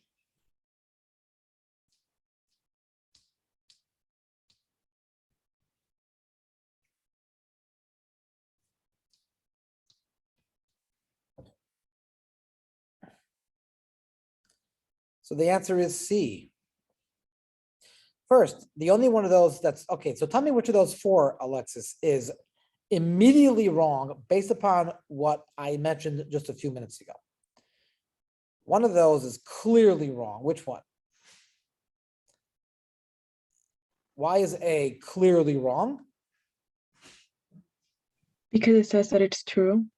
Yeah, you can't prove anything, right? There's no definitive anything. We don't know that H naught is true. What I do know is that my p-value is less than the significance level. If the p-value is less than the significance level, if the p-value is low, the null must go. Well, if the null goes, then what stays? The alternative.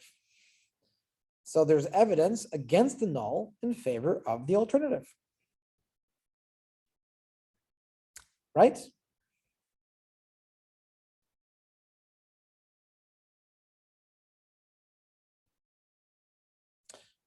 Good, good. All right, 47. A false positive in which an effect is detected when in reality there is none. It's an example of what? Can we scroll down, please, a little bit, Bowen, if you don't mind, or up? Thank you very much. A false positive.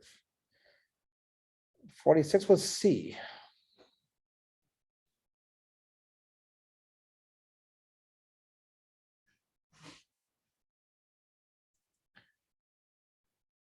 You are welcome. One's not an answer. Or do you mean A?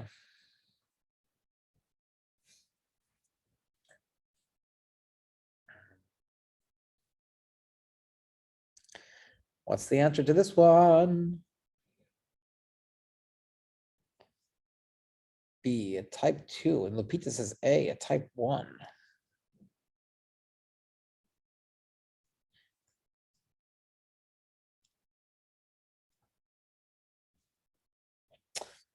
So this would be a type 1 error. If you detect, if something is detected when in reality there's none, that's like saying I reject the null hypothesis when I shouldn't. Remember what the null hypothesis is it's a no change scenario. So if I see an effect, what's, here, ready? I just took a pregnancy test. Sorry, I meant a COVID test. And I got 1 bar. 1 bar is good, right? 1 bar means I am COVID free. But what if it came back 2? If it came back 2 and I was really not COVID-ish, then it will be a false positive. It is telling me that I'm positive when I'm really not. A type 1 is a false positive. It means that the data is telling me something is true, that there's a change from what I thought, when in reality, there's no change from what I thought, which is exactly what a type 1 error is, rejecting the null hypothesis when you shouldn't. Yes, no, no is true, but you reject it. Right? There's no change, but you think there is. So the answer is A, a type 1 error. All right, so let's scroll down, please. By the way, how many more questions are there? I'm just curious. So that's the last question. 70. So the answer to your question, Alexis, is no, we're not going to do it all. But let's keep going, see how many we can do. 48. Belen, your turn. Thank you. A gasoline service station shows a standard deviation of $6.50 for the charges made by the credit card customers. Assume that the station's management would like to estimate the population mean gasoline bill for all its credit card customers to within $1. For a 95% confidence level, how large a sample would be necessary? Ooh. The whole largest sample will be necessary. So let's write down what we have here. Sigma equals 6.50. The margin of error is 1. Confidence is 95%. And we are looking for N. What formula do I use here?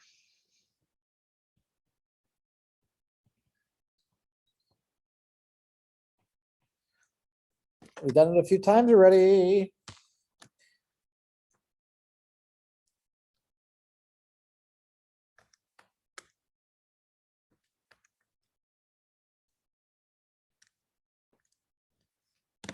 Wouldn't you do X bar times standard deviation over your mean and square it? I think you mean Z star times. Yeah, Z stars. Yeah, that's exactly it. We've done it like 3 times today. Same formula. Z star sigma over the margin of error and you square it. So I just did that and my answer is on the list. What do you guys get?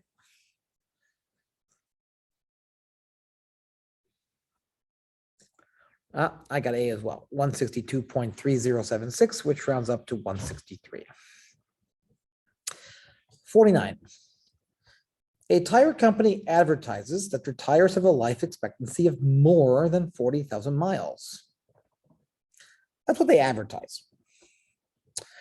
In order to test the validity of their claim, the correct set of hypotheses is what? A, B, C, or D?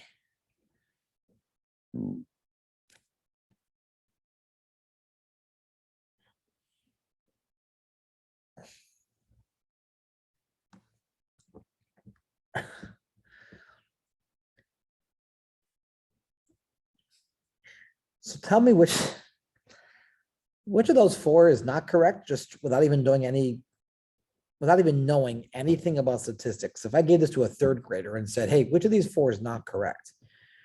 Which of those 4 can they throw out immediately without knowing anything about statistics? Why B? I mean, B is wrong. I agree with you. But if I didn't know anything about statistics, I wouldn't know why. No, there's one of them there. If you look really closely, there's one of them there. Sophia, why should I throw out D? Because they're both equal to. They're both the same. Mu equals 40,000 versus mu equals 40,000. Well, that's a tough one. I'm not sure what the answer is. So D is out. But remember what I said. The null hypothesis always gets the equal sign. So the answer is, and we're testing if it's more than 40,000. Null is always the equal sign. That's right. 50. I mean, I want to preface that, not preface that, but I want to add an addendum to that. That's only at this level. If you go to if you took my 300 level statistics course, then you have more complicated scenarios where the null will not necessarily be an equal sign, but it's not in this class. 50. Which of the following does represent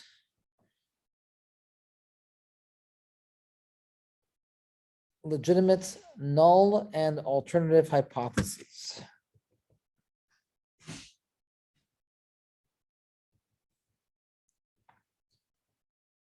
Yeah, the answer is A for 50. Tell me why it can't be C. I see an equal sign. Why can't it be C?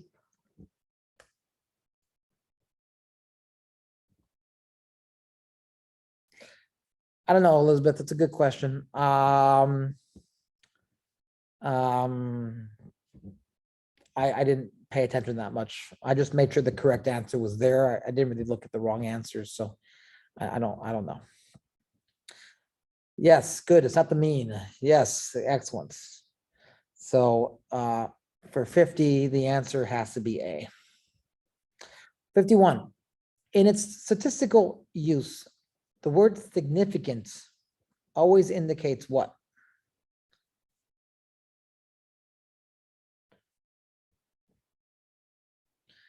Sorry, guys, I'm not going back to answer questions from a few minutes ago. I'm sorry. All right, having a hard enough time finishing everything as is. 51. In its statistical use, the word significant indicates what?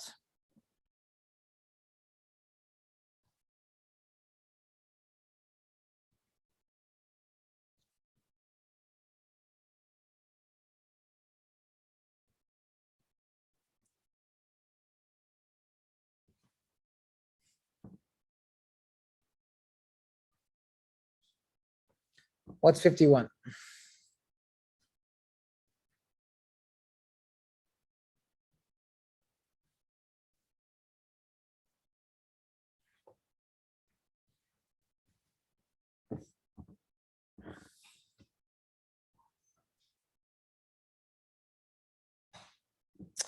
So first, I want to preface by saying I don't like the wording of this because I don't like the accepting terminology. We shouldn't accept anything, but the answer is A. If it's a significant result, it's a rare result, which means we are going to reject the null hypothesis in favor of the alternative, which apparently is called the research hypothesis, like I hypothesized earlier. Okay, a significant result is one that should not happen by chance if the null hypothesis was true, and therefore the fact that it occurred makes me reject the null hypothesis in favor of the alternative, the research hypothesis. So the answer to 51 is A. 52. Which of the following does not need to be known in order to compute the p-value?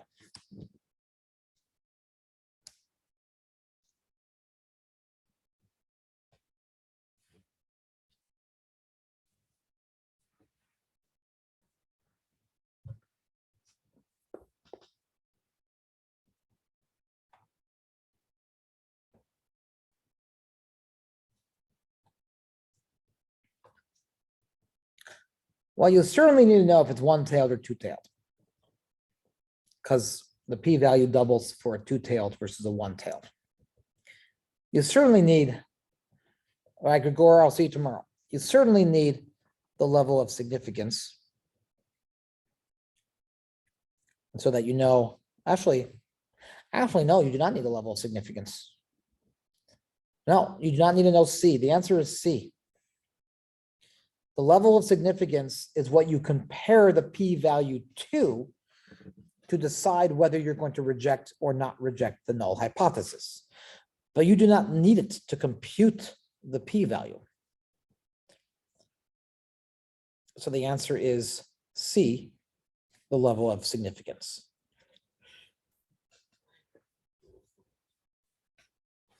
The value of the test statistic you do know, need to know, because the p-value is the probability of being past it. Past what? Well, that's why you got to be very, very, as you read them, it even highlighted in bold to compute the p-value. All right, 53. And if a hypothesis test leads to the rejection of the null hypothesis,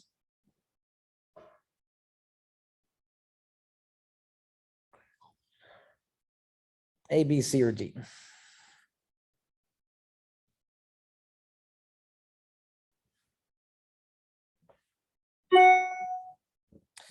Got a couple C's. I got an A. Got another A. I got a few more A's. C.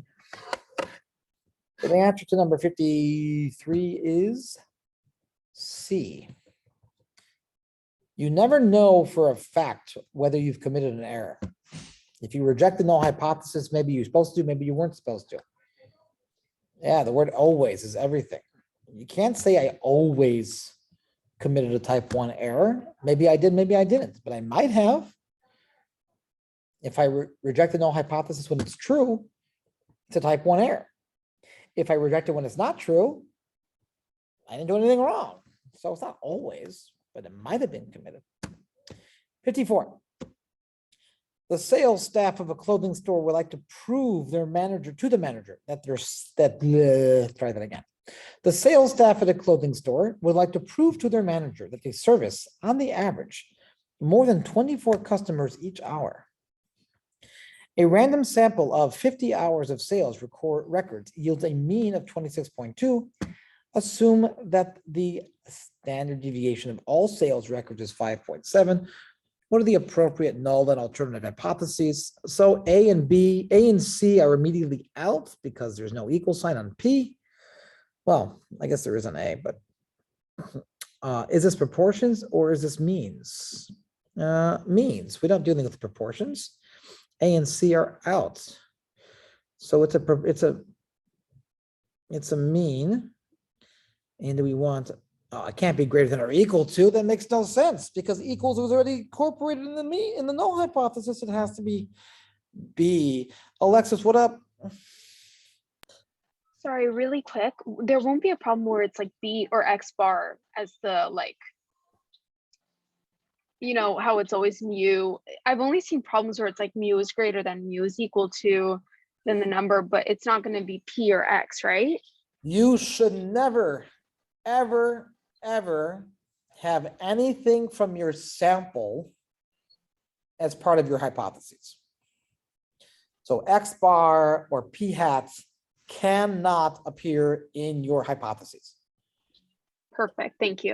Your hypotheses predate taking your sample. So no, you will not. So the answer is B. I don't think P is a possible answer, Cynthia. P is in pneumonia. No, All right. like for like the hypothesis tests for proportions, they would use P. Yeah, mu and P. Those are the two good ones. And we don't use sigma, but you can use sigma because you can always have a hypothesis about sigma. You can have a hypothesis test about the true slope of a regression line. There's many things that we can do that we don't do in this course, but always true values and never from samples. All right, what's next? If you want to scroll down, please, that would be wonderful. I feel like we've lost some people. That's a shame. I always like a good audience. Bellin, let's scroll down, please, to 55, if you don't mind. I do appreciate so greatly your help. What is the value of the test statistic for this problem? Oh, we gotta go back up. Sorry. So what is the value of the test statistic for this problem?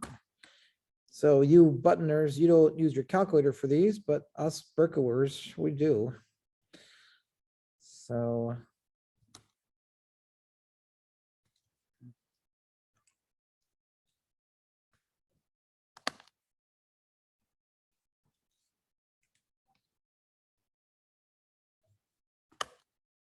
all right, what do we got?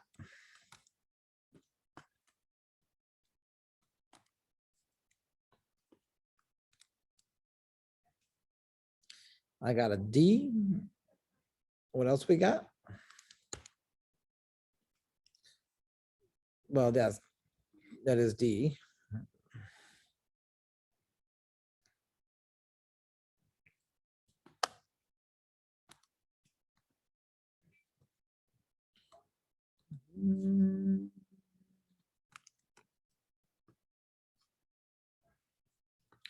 And this is good. All right, well, I do agree with you. 2.73 is what I get. And what's the p-value while we're at it? Because the calculator gives both in one step. What's my p-value? 0.003. 0.003. How do you guys, your buttoners, how do you guys get p-values? What's the formula used using the table? It's really a good question.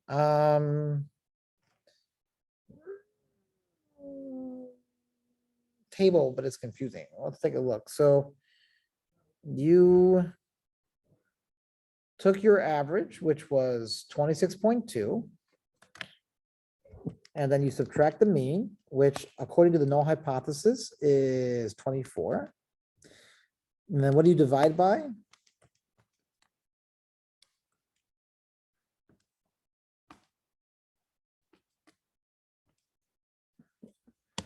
What do you divide by?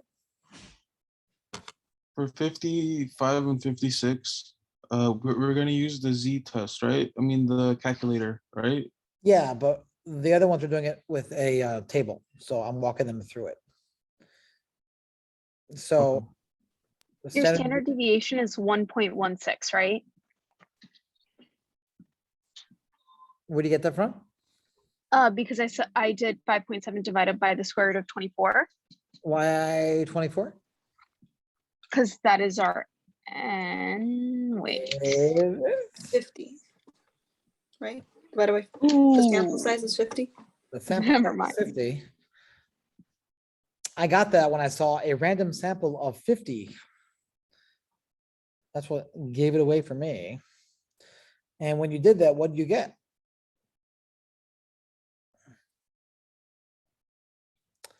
Second vars, I think. No, this is I went right, no, this is a test. This is not second vars, this is a test. 0.806. For the whole thing or just for the denominator part? Just for the, yeah. So but now you do the top over that, right? So what do you get for the whole thing?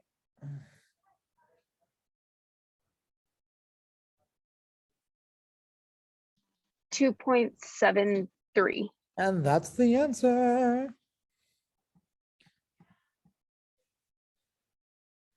And the p-value is just the likelihood of being past that. So if you go to your table and you look to the left of 2.73, because your table can only give you to the left, it'll give you some number and you do 1 minus that and you get the true value, which is 0.003, I think.